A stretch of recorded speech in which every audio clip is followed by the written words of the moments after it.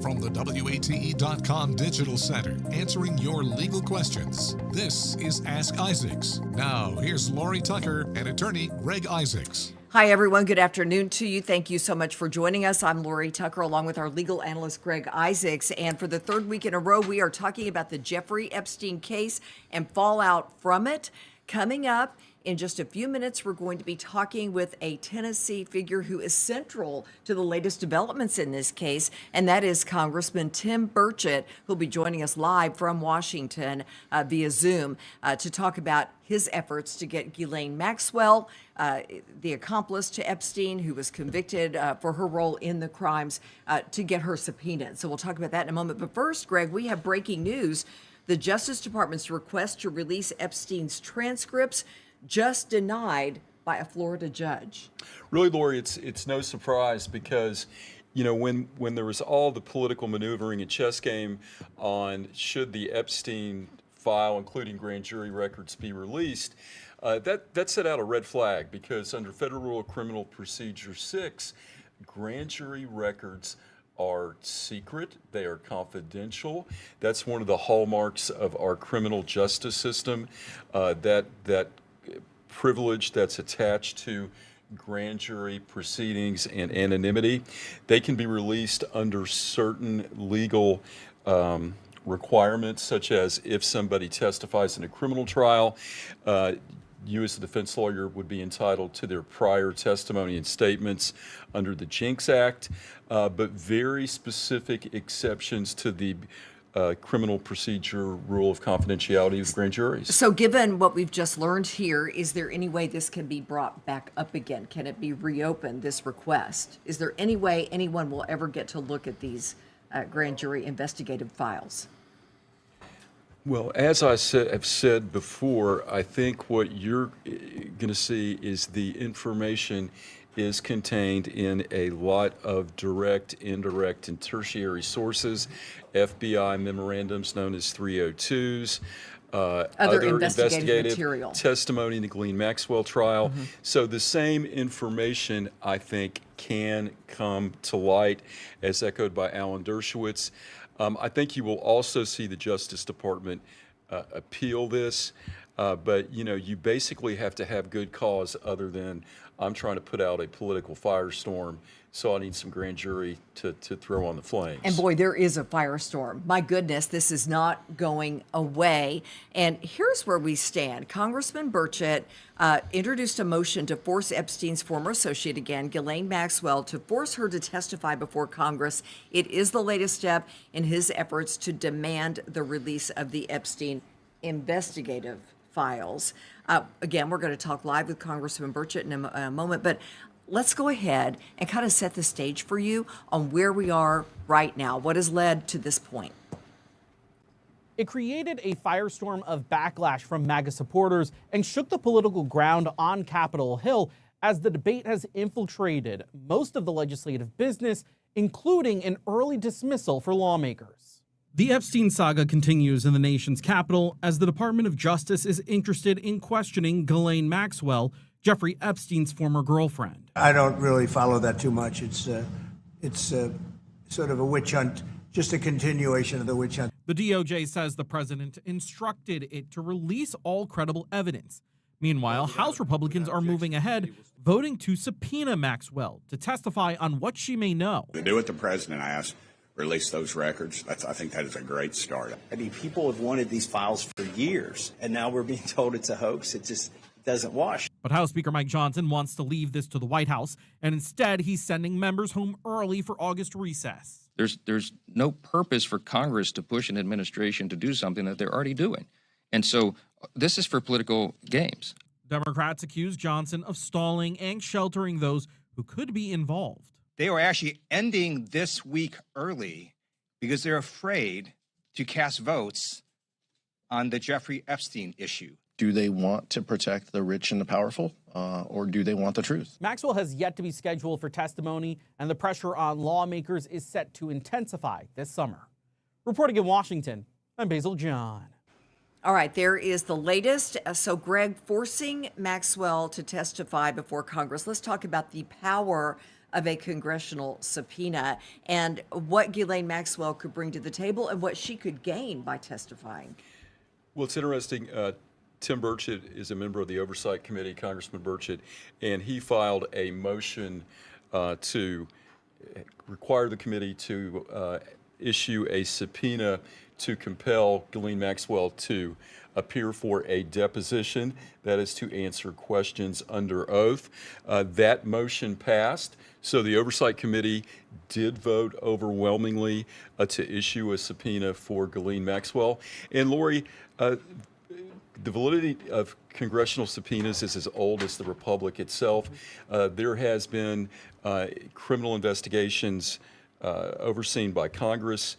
They get their power from Article 1 of the Constitution, which gives the legislative branch, the Congress, to make all laws which shall be necessary and proper. So they have the power to issue subpoenas. They can't interfere in another sovereign, that is a state. They can't use the subpoena power to annoy or harass, but as long as it's tied to a legitimate legislative function, then Congress has the power to issue a subpoena, as they did here. Do you think this case meets that? That's a great question. Actually, I wish our legal analyst would have thought of that. So what is the legislative function in having a transparency and accountability for Epstein? That's more of a judicial Department of Justice function.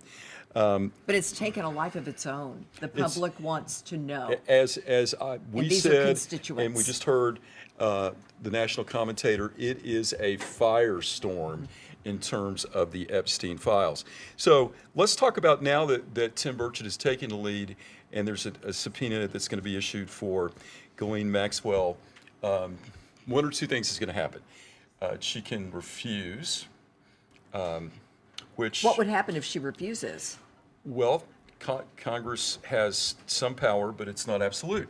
The first thing is they could hold somebody in contempt. The last time, physically in contempt. She's already in prison, so they can't say you're in contempt, you go to jail. The last time someone was physically held in contempt by Congress over subpoena was 80 years ago. The second thing they can do is they can ask the Department of Justice to pursue a criminal contempt proceeding, so actually have someone prosecuted for failing to do so, as we've seen in recent history a few years ago, and I won't go into all those names. The third thing they could do is issue a civil lawsuit and ask for someone to appear. But those are the powers, so Congress can really for this to have teeth, they would have to get the Department of Justice to file a criminal complaint. But that raises an issue within an issue, because as Congressman Burchett takes the sword and in a chaotic fashion, charging at windmills, is going forward. Pam Bondi, the U.S. attorney, has said the client list was on my desk. Oops, it wasn't on my desk. We found out there is no client list. And Kash Patel, the director of the FBI, called BS on that. Yeah. And so that's created a schism. So it would appear that Congress would have to run to General Bondi to ask for her to prosecute Ghislaine Maxwell and hold her in contempt. Yeah, so what strange bedfellows an Epstein case makes. Right. Okay. Let's just play devil's advocate here. If you were her attorney, how would you be advising her right now? What would you say? Because there are so many people who want to hear her sing like a bird and just lay it all out there. And do you think that'll happen? I would say this is the greatest thing that's ever happened to my client. One, I'm going to advise her to take the Fifth Amendment protection against self-incrimination, as long as her writ of certiorari is pending before the U.S. Supreme Court. And what is that? And that's an appeal where she's raising the fact that an immunity deal that was granted for Epstein in the Southern District of Florida regarding similar charges in 2007 covered co-conspirators, and she was one, so she should not be prosecuted. She has transactional immunity. So you would try to get her out of prison. Right. But now, let's just say that that's exhausted. The Supreme Court, which I predict they will, denies the writ of certiorari. then I would use all of this firestorm of publicity, all of this thirst for this salacious information, and it's also very meritorious because the FBI has estimated there were 1,000 Epstein victims. Let's not forget about the victims in all of this. And Congressman Burchett's done a good job of saying that's his motivation. Mm-hmm. But I would say, hey, we're going to tell the story. We're going to tell it under oath. But we need a quid pro quo. So we need to shave some time off this sentencing dilemma we're in. So I think behind the scenes, you're going to see some negotiations with the Maxwell camp. But Lori, it can't get any more bizarre, any more heated. And it's the unicorn that's Jeffrey Epstein is now the 800-pound gorilla. Yes. Okay. Before we go to break, I want to talk about the answer that Congressman Burchett gave when he was asked about the importance of the subpoena, kind of his motivation here. Let's listen. It'd be earth-shattering, actually. I think, because she's the only one left alive. She was there. And and two, people says, well, she'll lie. Well, if we catch her in a lie, she goes back to prison under her original sentence, and she'll never get out. So I think it's on her to tell the truth and have verifiable truth. People ask me, it's going to cost me politically, and I say, well, sure it is. Sure it is. It makes people uncomfortable, but it doesn't have anything to do with that. It has to do with we've got to do what's right, and this is the right thing to do as far as I see it. All right, there you go. He says it makes some people uncomfortable. Not everybody. There are a lot of people, including many Republicans, who have said publicly they want answers to this. They want transparency in this case. Interesting when you have issues that are hot-button issues like immigration, tariffs. Everybody toes the line. Speaker Johnson runs a tight ship. But when it comes to Epstein, everybody said, not so fast, President Trump. We want transparency. We want accountability. And, even though Speaker Johnson called a quick recess and said, I'm going to let you go home for the summer a little bit early. Yeah, we're going to let the children kind of calm down before summer break. But it's interesting, and he indicated that the motivation of Congressman Burchett and others similarly situated was political in nature. And then you have the ultimate irony where the people that are fighting for transparency are saying, we are paying a political cost, but we're doing this to uncover sex crimes for the victims. As Congressman Burchett said, I'm just trying to do the right thing. Again, we're going to talk with him live. We're planning on it. I believe he has a meeting right now, and he's going to try to step out. He's actually in a committee meeting, and he's supposed to step out in a few minutes. At about 2:50, so about 7 minutes from now. So we're going to go ahead and take a break. We'll be back. Stay with us, everyone. Glad you're with us today. Welcome back, everyone, as we wait for Congressman Tim Burchett to join us live from Washington, D.C. to talk about the Jeffrey Epstein fallout and the motion that he filed, Burchett did, to get Ghislaine Maxwell to answer a subpoena before Congress to talk about this. In all the uproar, and you talked about this a few minutes ago, Greg, in all the uproar over these files, let's not forget the victims in this case. And that's lost in some of the coverage sometimes, even though Congressman Burchett said, this is my motivation.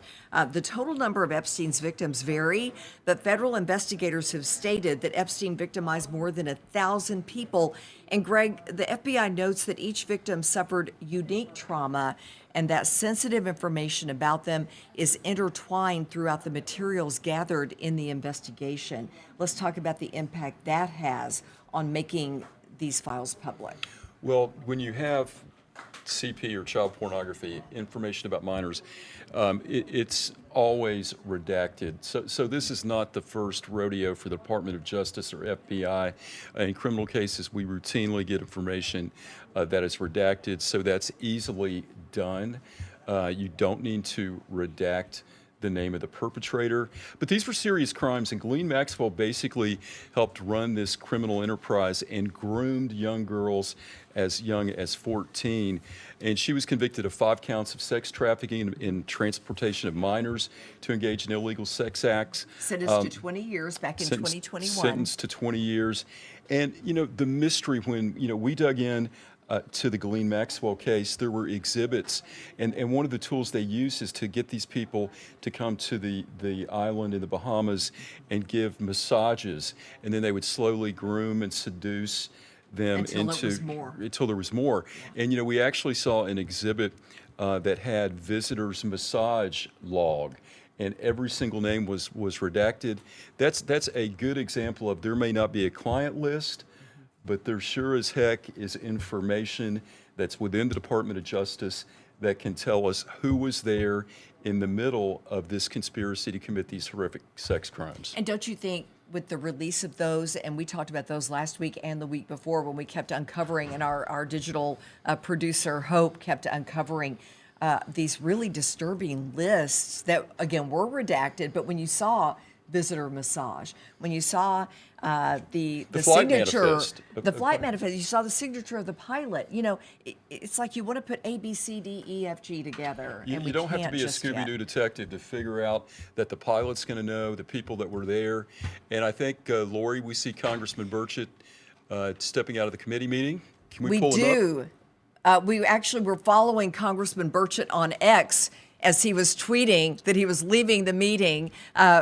Thank you so very much for taking time to talk with us, Congressman, about this important issue and the fact that you really are the leader behind this effort to cast a light on what's going on. So let's talk about your quest for transparency and the motivation behind it. It's a pleasure, Lori. You're the class act of media in Knoxville. And Greg, of course, I need to disclose, is a dear friend, and he I remember my daddy died. I always remember Greg went up to my mama at a basketball game and said, "Miss Burchett, if you ever need anything, you call me."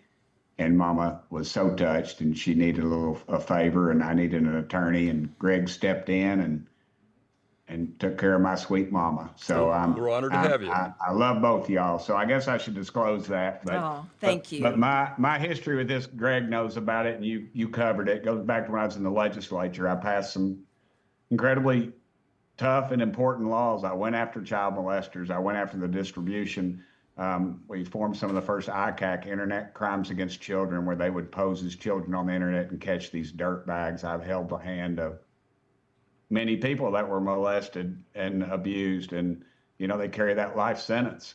And I've told politically this isn't a good issue. I've been told that many times, and as I've seek consolation in my attorney friend Greg Isaacs to make sure I'm on the right constitutional path. He's kind of helped me along the way. He'll be very he probably won't talk about it much, but he's been beside me on a lot of these fights, helping me along the way. But the truth is that these folks are given a life sentence, and I think we need to go after the dirt bags and not being boisterous.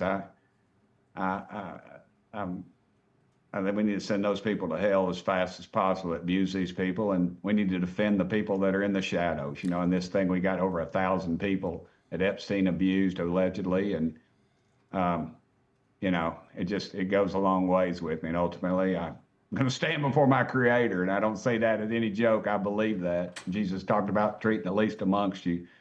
Surely these people are that, but. You know, I got involved with it. I got angry about it years ago when it first came out. I said something about, I hope somebody doesn't commit suicide on him. And dadgum 15 minutes later, it happened. So I was, you know, I followed this issue. I've been angry about it. And Lori, honestly, I was just at the point where I said, we got to get something going. We got to get the one person living. I want to get her in front of a sworn committee and ask her some questions. But as Greg will tell you, there's she's probably in the middle of an appeal, and there's a question there. And now the president's come out with and his folks, and I support that, the grand jury evidence, bringing that forward. But Greg will tell you that grand juries a lot of times are in private, and I reckon there's a lot of rumor and innuendo in those things. Am I correct with that, Greg? There is. And there's breaking news as well. Yeah, Congressman, the Justice Department's request to release the Epstein transcripts was just denied by a Florida district judge. Okay, well, there you go. So I guess I'm the last leg standing on this thing. I brought it before the subcommittee yesterday. I asked to be recognized first so we could get it on, and I had it printed out on a piece of paper because it was a legal thing I was asking for, the subpoena, and I wanted as Greg will tell you as an attorney, the words, you have to get them right. And I even put them up here in my case just to save them for my Burchett family history, because I thought it was that important. But we've got to get to her, and we've got to get some answers. And it's beyond me that everybody seems to want to duck and cover on these issues. Yeah, it makes you uncomfortable, but we've allowed this kind of activity in our country. And let's talk about that. I know you have a question for him about his questions. And everyone, took notice when you filed the motion for the subpoena to Ghislaine Maxwell and the Oversight Committee. Give us a flavor for some of the tough questions you're going to ask if you get her under oath. I'm going to ask her about clients. I'm going to ask her why she thinks that Washington and both parties, we went 4 years under Biden and didn't get anything. I want to ask her people who are on there. I want to know the process. I want to know people that were involved. I want to know people that maybe knew about it but turned the other way. And I think if we learn a little bit about that, we can probably maybe in the future stop some of this, because I think this is there's all these conspiracies about how this thing, I do think, and I've studied it and I've talked to law enforcement, it is deep, dark web stuff. And it's stuff that we don't, it's polite society just doesn't understand it. And frankly, I don't want to know anything about it. It's kind of dumped in my lap. So I would hope we get to the bottom of some of these things. But what I'm afraid is going to happen, Greg, is that they're going to talk about it and then she'll plead the fifth. And there's a question of whether we can even get her into the Capitol. There's a security issue, and I've suggested to the chairman and others that maybe we go to the prison and interview her behind bars. And then there's the other question of whether, they always say they want to do these things out in the open, but the reality is they don't want to do them out in the open. And the reason they don't is because then it just gets a back and forth politically. But I prefer out in the open. I'll go with the transparency every dadgum time over this stuff. I think it's that important. So I've got a lot of questions. I suspect at some point I'm going to be talking to you, Greg, about some more poignant questions that I could ask her, but I'm still not sure if it's going to happen or not. She's lawyered up. She's stated she wants to do this, but then good and well somebody's going to be whispering in her ear, and it could be a year before we get to it, because I don't know how long these appeals process lasts, but this is a little different than an appeals process in Knox County Court. It is. Let me ask you two things. One, if I'm her lawyer, I'm going to say, Congressman Burchett, we agree with everything you say, and we've got the keys to the kingdom, and we know where the ghost bones are buried, where it is. But I need a deal. I need Congress to shave some time off my client's sentence. Would you support a plea agreement if she cooperated and testified truthfully and it was helpful? Even setting her free, perhaps. I guess that's weighted. I don't know her involvement. I've heard that she was responsible for procuring these girls, and I'd have a hard time getting her out for that. I just have to rely on folks like yourself in the legal community. I don't want to see her out. I think she's probably evil, but I think she's probably manipulated in some strange world. I guess she loved Epstein, and she was caught in his little web as well. Now, and I didn't mean to cut you off, Congressman, but to enforce this subpoena, let's just say she tells your committee to take a hike, then to hold her in criminal contempt, you've got to get the Department of Justice. There's an open schism between Attorney General Bondi and Kash Patel. Do you think you'd have the support of the Department of Justice in having a contempt proceeding on your subpoena if it's ignored? Say that again, Greg. Give me that again. Do you think Attorney General Bondi would support you if she ignores your subpoena?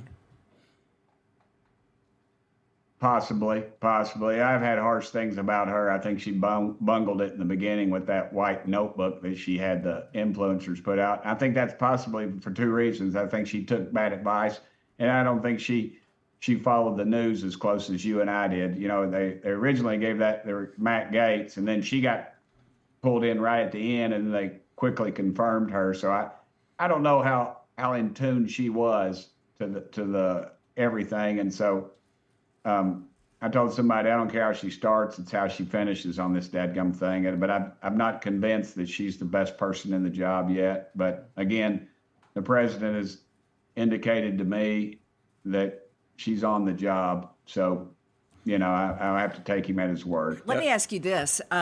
This was at a fever pitch. Everybody was watching. You filed that motion. And then all of a sudden, Speaker Johnson says, hey, we're going to let you go early. We're going to give that summer recess early. What's your response to that? Well, I guess they're tired of these 2-hour work weeks we do up here, Lori. You know, it's Congress. Under Pelosi, we got out in August. And the history of that is we always get out in August because it's the month before the primary or start of the primary season. And so they can't let you out every other August because that would look political because everybody knows Congress isn't political. So they do it every dadgum year and they call it summer break. Honestly, I get more done at home. That might come as a shock to some people than we do up here. A lot of this stuff's staged. I mean, like I say, these post offices aren't going to name themselves. You know, we go up on the floor and they battle it out. And on this commentary you see on C-SPAN, that's all bogus. I can tell you 99% of the time how a vote's going to go down. I'm rarely ever surprised, and I'm no old hand. But I'd rather stay up here. I've got these, you know, the president wanting us to codify these executive orders. I put in 24 of them. You know, it's like pulling teeth to try to get them to defund the Taliban, of all things, send them $40 million a dadgum week. Got a statement from the State Department that we've given them close to $5 billion. Just take me over a year to get that. And, you know, now I've talked to the Senator Sheehy and Tuberville this morning, and they're working on it over there. But yeah, I tell people, I said, that thing that just ran by you up here was a glacier because that's our speed. You know, I'm very aggravated. I'm ticked off. I don't like it. I want to stay and work, but, you know, I'm not in leadership. Let me ask you this. When you're walking through the tunnel, leaving the Rayburn building, do the colleagues slap you on the back and say, Tim, great motion, you know, proud of you, brother, or do they kind of keep their distance? What's the climate with your peers on your motion and all the publicity it's generated? Well, as is always the case, it's the money. You know, I've been told that it's going to cost me raising money because people are unhappy with me, and that's what you go through up here. You know the routine, Greg. You know my history. I don't ever raise the most money. I just outwork them, and I get that. I've had that threat before, but this one's goes a little deeper. But it's kind of a mixed bag, really.